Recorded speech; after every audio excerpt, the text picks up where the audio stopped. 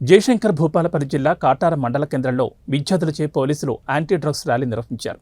ఈ సందర్భంగా కాటారం డీఎస్పీ రామ్మోహన్ రెడ్డి మాట్లాడుతూ ప్రస్తుత పరిస్థితుల్లో యువత మత్తు పదార్థాలకు బానిసలై భవిష్యత్తును పాడు చేసుకుంటున్నారని, ఈ నేపథ్యంలో తెలంగాణ రాష్ట్ర ప్రభుత్వం ప్రత్యేక దృష్టి సారించిందన్నారు. దీనిలో భాగంగానే పోలీస్ శాఖ నిర్మూలనపై చర్యలు తీసుకుంటోందని చెప్పారు. పక్కనే ఉన్న ఛత్తీస్గఢ్ రాష్ట్రం నుంచి గంజాయి తెలంగాణతో పాటు మహారాష్ట్ర, బీహార్ రాష్ట్రాలకు సైతం వెళ్తుందన్నారు. దీంతో తెలంగాణలో గ్రామీణ ప్రాంతాల్లోనూ యువత గంజాయికి అలవాటు పడుతున్నట్లు తెలిపారు.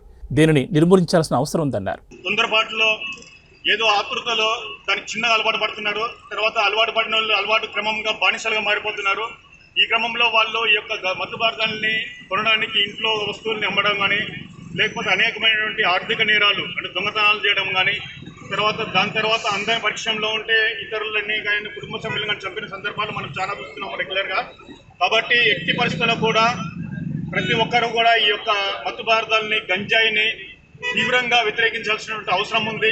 ముఖ్యంగా తల్లిదండ్రులు కానీ, స్కూల్లో పనిచేస్తున్నటువంటి ఉపాధ్యాయులు కానీ, తర్వాత గ్రామ పెద్దలు కానీ, గ్రామంలో ఉన్నటువంటి ప్రజాప్రతినిధులు కానీ, కుల పెద్దలు కానీ ప్రతి ఒక్కరూ కూడా ఈ యొక్క విషయంలో స్పందించి దీన్ని తీవ్రంగా పరిగణిస్తూ వీలైనంత తొందరలో దీని రూపము మాపాలని, అదేవిధంగా ఈ రూపుమాపే భాగంలో పోలీస్ డిపార్ట్మెంట్కి సహకరించాల్సిన కోరుతున్నాం.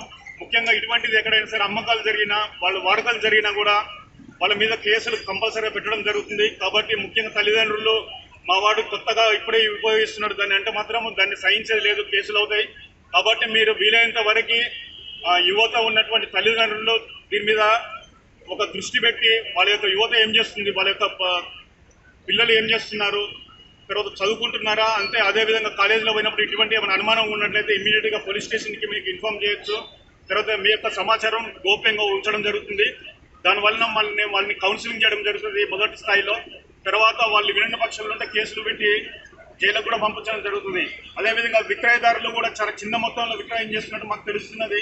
ముఖ్యంగా టీ దుకాణంలో కానీ, డబ్బా దుకాణంలో, కిల్లి దుకాణంలో కానీ అమ్ముతున్నట్టు తెలుస్తుంది.